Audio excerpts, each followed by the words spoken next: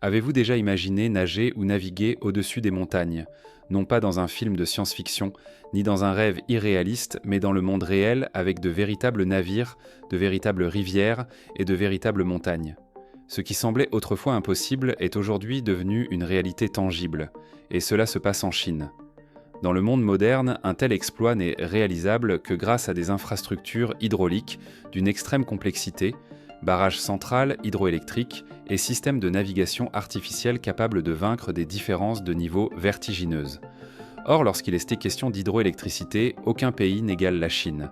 À elle seule, la République populaire de Chine produit environ un tiers de l'électricité hydroélectrique mondiale, avec près de 391 gigawatts installés sur les quelques 1360 gigawatts générés à l'échelle planétaire. Ce leadership n'est pas le fruit du hasard.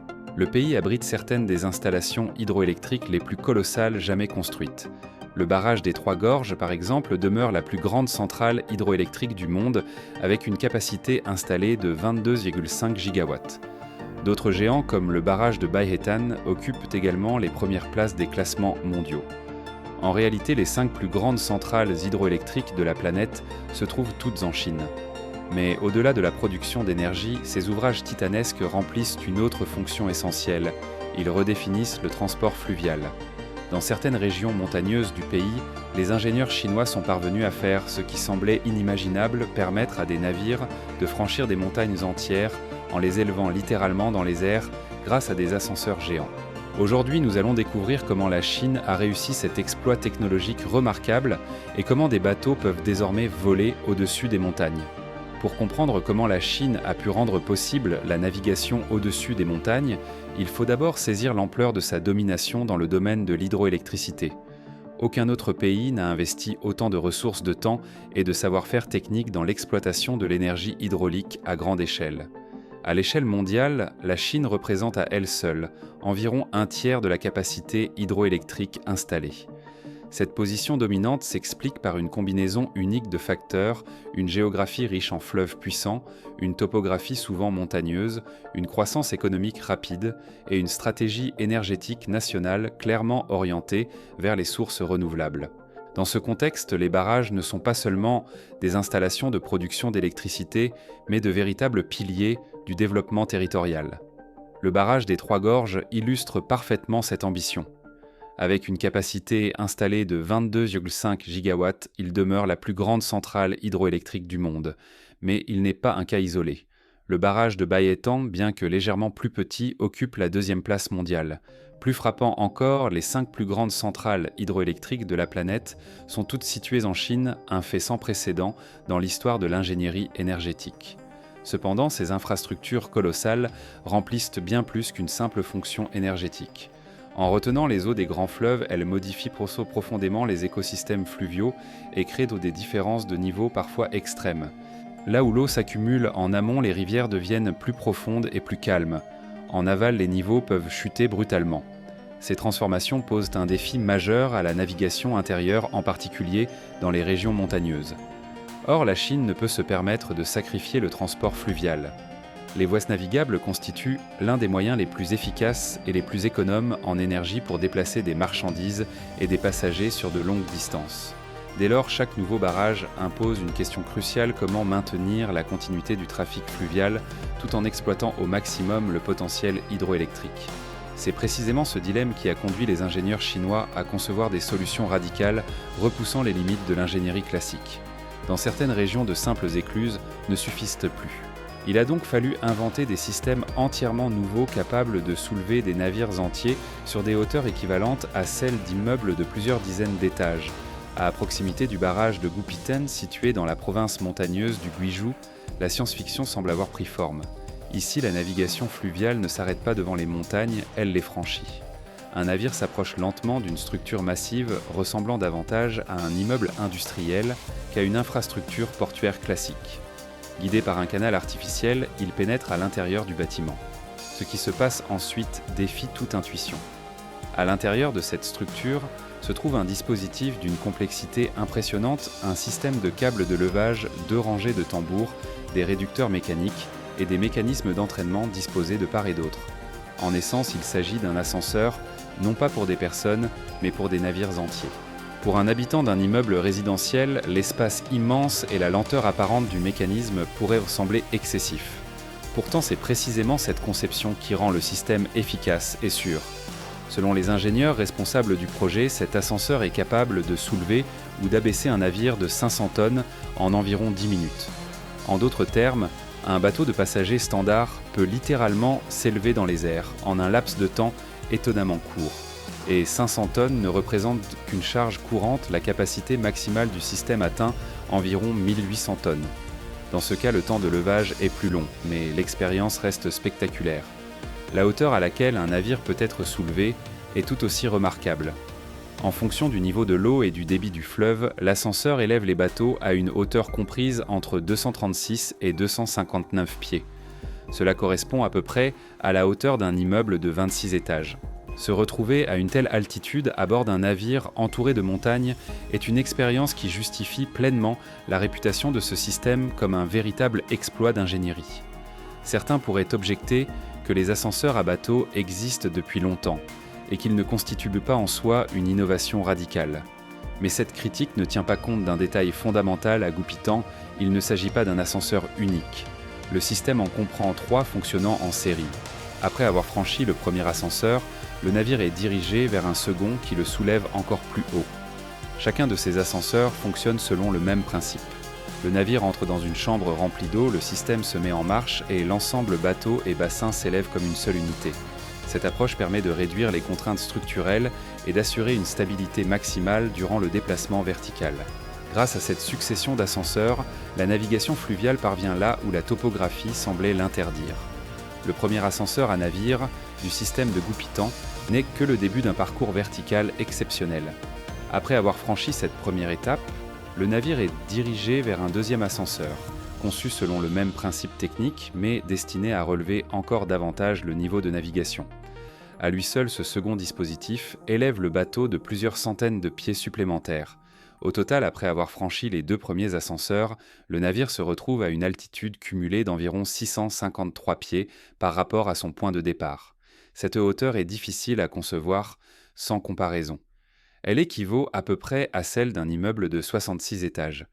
Si la grande pyramide de Gizeh se dressait à proximité, le navire surplomberait aisément son sommet, la pyramide culminant à environ 456 pieds. Quant à la Statue de la Liberté avec ses 305 pieds, elle semblerait presque modeste face à une telle élévation. Une fois ces 2 ascensions accomplies, la navigation doit encore surmonter un dernier défi, redescendre, pour rejoindre le plan d'eau situé derrière le barrage. Pour cela, le système comprend un 3e ascenseur installé à l'extrémité du parcours de navigation en montagne. Celui-ci abaisse les navires d'une hauteur pouvant atteindre 154 pieds, une valeur qui varie en fonction du niveau du fleuve et des conditions hydrologiques. À première vue, un tel système peut sembler peu efficace en termes de débit. Contrairement à une rivière naturelle où plusieurs bateaux peuvent avancer simultanément en maintenant simplement une distance de sécurité, un ascenseur à navire ne transporte qu'un seul bâtiment à la fois. Cette limitation est indéniable. Toutefois, elle n'est pas aussi contraignante qu'il n'y paraît. Les ingénieurs ont optimisé l'ensemble du parcours afin de réduire les temps d'attente. Tandis qu'un navire franchit le premier ascenseur, un autre peut déjà se positionner en amont, prêt à être élevé à son tour. Ainsi, une véritable chaîne de navigation se met en place, permettant un flux quasi continu de bateaux à travers le système. Certes, ce n'est pas l'équivalent d'une navigation fluviale libre, mais compte tenu des contraintes topographiques extrêmes, il s'agit d'un compromis remarquablement efficace. En définitive, ce système à 3 ascenseurs transforme une barrière montagneuse infranchissable en un corridor navigable, démontrant, une fois de plus, la capacité de l'ingénierie moderne à repousser les limites imposées par la géographie. Aussi impressionnants que soient les ascenseurs à navire du système de Goupitan, ils ne constituent qu'une partie de l'équation. Entre ces structures verticales monumentales s'étendent des distances qu'il faut également franchir. Or, faire passer des navires d'un ascenseur à l'autre au cœur d'un relief montagneux représente un défi d'ingénierie tout aussi complexe que le levage lui-même. Dans la plupart des cas, lorsqu'il s'agit de gérer des différences de niveau sur les voies navigables, on recourt à des écluses traditionnelles. Ces systèmes permettent aux navires de monter ou de descendre progressivement sans jamais quitter le lit du fleuve. Mais à Goupitan, cette solution était tout simplement insuffisante. La rivière n'avait pas été conçue à l'origine pour accueillir un tel système et la topographie environnante imposait des contraintes bien plus sévères. Les ingénieurs chinois ont donc dû imaginer une solution radicalement différente. La principale section reliant les ascenseurs consiste en un aqueduc ouvert littéralement suspendu sur les flancs Mama de la montagne. Bien que les aqueducs ne soient pas une invention moderne, les civilisations antiques, notamment romaines, en construisaient déjà leur intégration dans un environnement montagneux, aussi accidenté et en interaction directe avec des ascenseurs géants représente un défi inédit. Mais le parcours ne se limite pas à des structures aériennes. Une partie de la voie navigable traverse directement la montagne.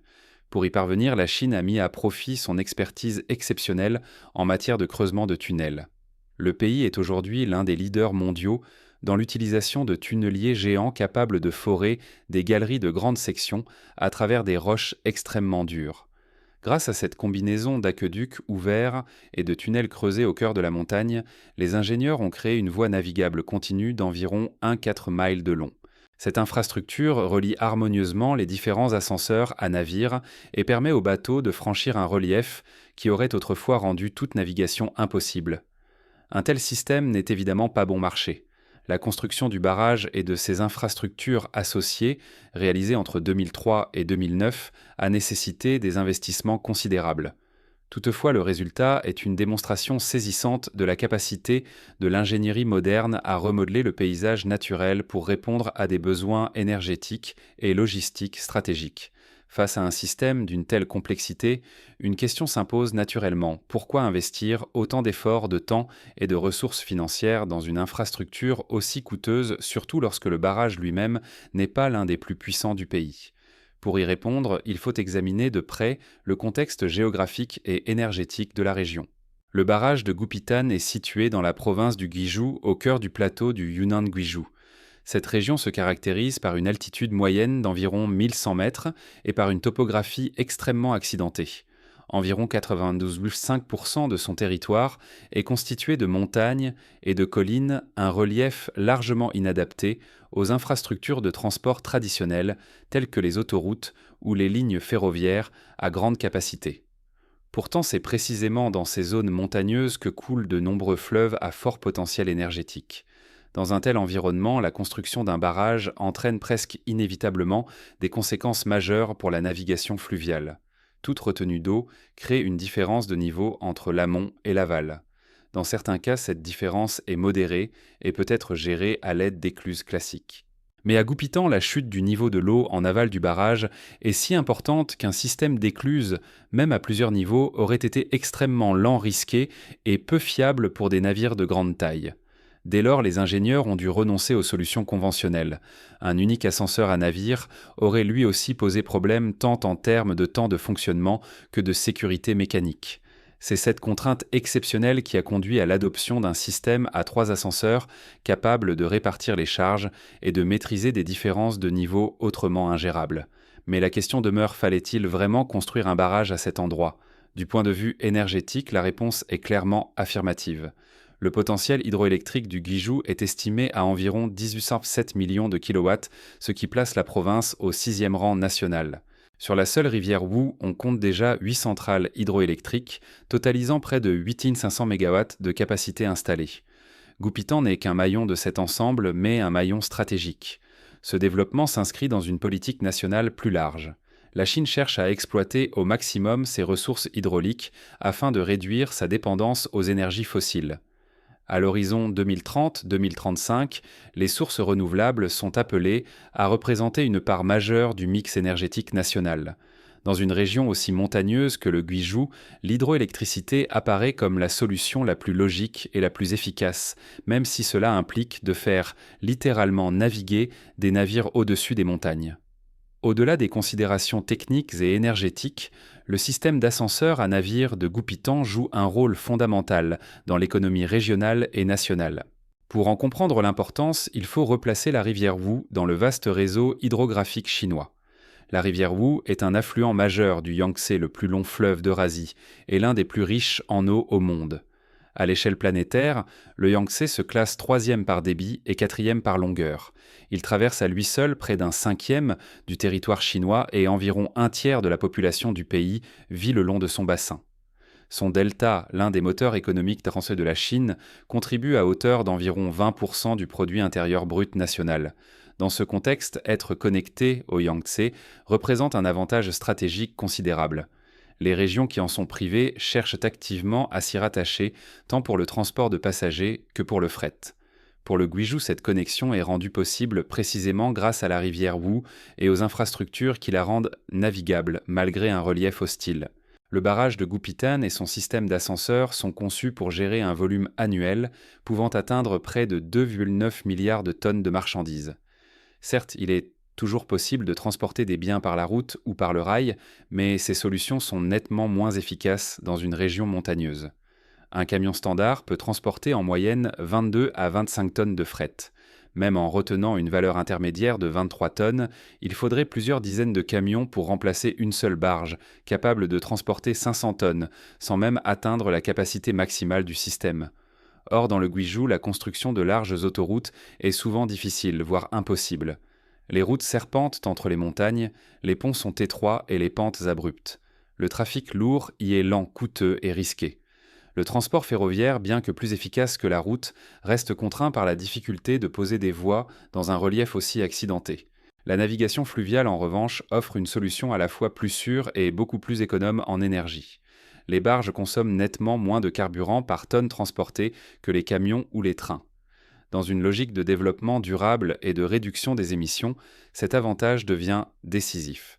Ainsi, malgré les défis techniques et les coûts élevés des ascenseurs à navire, le système de Goupitan représente la solution la plus rationnelle pour assurer à la fois le développement énergétique et l'intégration logistique d'une région montagneuse au cœur de l'économie chinoise. Un système capable de soulever des navires de 1800 tonnes constitue déjà une prouesse remarquable. Pourtant, en Chine, ce chiffre n'est pas un record absolu. Ce titre revient à un autre géant de l'ingénierie hydraulique, le barrage des Trois Gorges. L'ascenseur à navire des Trois Gorges a été conçu pour des charges bien plus importantes. Il est capable de soulever des bâtiments atteignant environ 3000 tonnes, soit presque le double de la capacité maximale du système de Goupitan. Pour y parvenir, les ingénieurs ont dû concevoir une chambre de levage aux dimensions colossales, près de 400 pieds de vent de long et environ 60 pieds de vent de large. Le volume d'eau contenu dans ce bassin équivaut à celui de 4 piscines olympiques. Une telle masse ne peut évidemment pas être déplacée rapidement. Contrairement aux ascenseurs multiples de Goupitan, le système des Trois Gorges repose sur un unique dispositif de levage. Il faut environ 40 minutes pour élever un navire jusqu'à une hauteur de 371 pieds au-dessus du niveau initial. Bien que cette durée soit plus longue, il convient de rappeler l'ampleur exceptionnelle de la charge et de la hauteur franchie.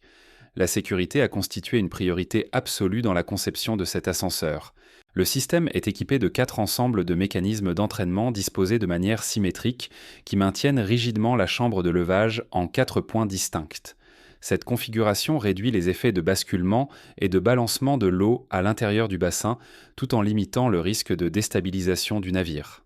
Les ingénieurs ont également prévu des dispositifs spécifiques pour faire face aux situations d'urgence, notamment les séismes. Des mécanismes d'amortissement et de dissipation des vibrations permettent de transmettre les forces sismiques aux structures porteuses, évitant ainsi la chute ou le renversement de la chambre de levage. Les résultats opérationnels confirment l'efficacité du système. Dès sa mise en service, l'ascenseur a contribué à une augmentation notable du trafic fluvial. Au premier semestre 2023, le débit de navigation du barrage des Trois Gorges a atteint environ 95 millions de tonnes, soit une hausse de plus de 9% par rapport à l'année précédente, un record historique. Avant la mise en service de l'ascenseur à navire du barrage des Trois Gorges, la navigation fluviale y était déjà possible grâce à un autre exploit d'ingénierie, un vaste système d'écluses à plusieurs niveaux. De part et d'autre du barrage, 2 ensembles d'écluses parallèles ont été construits, chacun composé de 5 sas successifs. Pour un navire, franchir l'ensemble du système nécessite environ 4 heures. Chaque sas mesure environ 280 mètres de long, 34 mètres de large et 5 mètres de profondeur et peut accueillir des bâtiments pesant jusqu'à 10 000 tonnes. En théorie, presque tous les navires fluviaux de grande taille peuvent ainsi traverser le barrage. Malgré la durée du passage, ce système reste extrêmement efficace. En 2022, le volume total de marchandises transportées à travers ces écluses a atteint environ 159,5 millions de tonnes, un chiffre considérable à l'échelle mondiale. Cependant, la différence entre 4 heures et 40 minutes est loin d'être anodine. Pour les compagnies de navigation, ce gain de temps se traduit par une réduction significative des coûts d'exploitation et par une meilleure rotation des navires. À l'échelle nationale, cela a un impact direct sur la fluidité du commerce intérieur. C'est précisément cette logique qui a justifié la construction d'un ascenseur géant en complément du système d'écluses existant. La Chine n'est toutefois pas le seul pays à avoir imaginé des solutions originales pour relier des voies navigables séparées scellées par des différences de niveau importantes. En Écosse, par exemple, la roue de Falkirk constitue un cas unique au monde. Mise en service en 2002, cette structure relie le canal de Forth and Clyde au canal de l'Union autrefois connecté par un système de 11 écluses aujourd'hui disparues.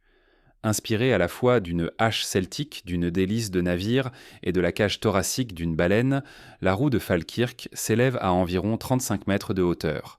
Elle utilise 2 bacs équilibrés contenant chacun environ 300 tonnes d'eau. Grâce au principe de déplacement, le poids reste constant, ce qui permet de faire fonctionner l'ensemble avec une quantité d'énergie étonnamment faible, comparable à celle nécessaire pour faire bouillir quelques bouilloires électriques. Cet exemple montre que l'ingéniosité en matière de navigation verticale n'est pas l'apanage de la Chine. Toutefois, en termes d'échelle de capacité et de complexité, les réalisations chinoises demeurent sans équivalent. Naviguer au-dessus des montagnes n'est plus une métaphore ni une image poétique. Grâce à l'ingénierie moderne, cette idée est devenue une réalité concrète matérialisée par des ascenseurs à navires capables de soulever des milliers de tonnes d'acier et d'eau à des hauteurs autrefois inimaginables. Ce qui semblait défier les lois de la nature est aujourd'hui intégré au fonctionnement quotidien des voies navigables chinoises.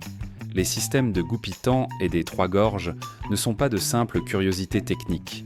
Ils incarnent une philosophie plus large, celle d'un pays déterminé à transformer ses contraintes géographiques en avantages stratégiques.